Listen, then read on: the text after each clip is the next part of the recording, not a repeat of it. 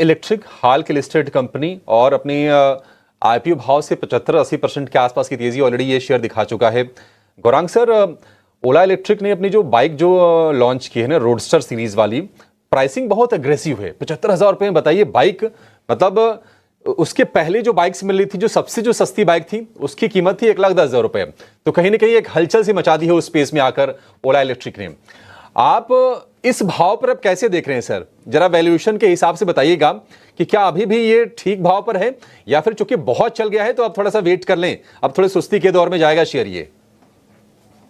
अभिषेक जी, अभी जब सृष्टि ने हमें पेटीएम, जोमेटो और ओला इलेक्ट्रिक के बारे में प्रश्न पूछा था, तो हमने ओला इलेक्ट्रिक पे अगर आपने आईपीओ में निवेश किया या उसके बाद लिस्टिंग के बाद जब थोड़ा बहुत माहौल कुछ लिस्टिंग के दिन मेरे ख्याल से थोड़ा मायूसीजनक था, तब खरीदा हो, और अगर आपका लंबी अवधि का नजरिया है तो बने रहे। अब 76 पर फ्लोर प्राइस था और उसी भाव पर शेयर दिए गए थे लोगों को आईपीओ में, और जो स्तर पर आ गया है करीबन 2 गुना हो चुका है अभिषेक, और 1,500 करोड़ का नुकसान है बैलेंस शीट पर।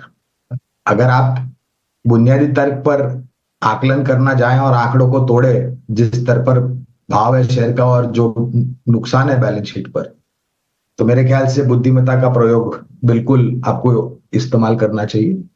तो हम ये कहेंगे कि अगर आपका पुराना निवेश है, आईपीओ में लगे हैं, या फिर आईपीओ जब लिस्ट हुआ था, लिस्टिंग वाले दिन अगर आपको मौका मिला था, उसी भाव के आसपास आपने निवेश किया होगा और नजरिया लंबी अवधि का है तो बने रहे। जहां तक प्रश्न है ये नई मोटरसाइकिल लॉन्च का और उसके दाम का, तो मेरे ख्याल से जो बुकिंग है उसके आंकड़े डिलीवरी में कैसे कन्वर्ट होते हैं, क्योंकि अक्सर ऐसा था, आपने अभी भी देखा होगा, थार रॉक्स बड़ी संख्या में बुकिंग हुई है, लेकिन वो बुकिंग डिलीवरी में कितना परिवर्तन होती है ये देखना मेरे ख्याल से अनिवार्य है। तो दाम बहुत एग्रेसिव है, लेकिन काम भी देखना जरूरी है। ठीक है, ओला इलेक्ट्रिक को लेकर ये व्यू। हालांकि बहुत सारे लोग ये भी कह रहे हैं कि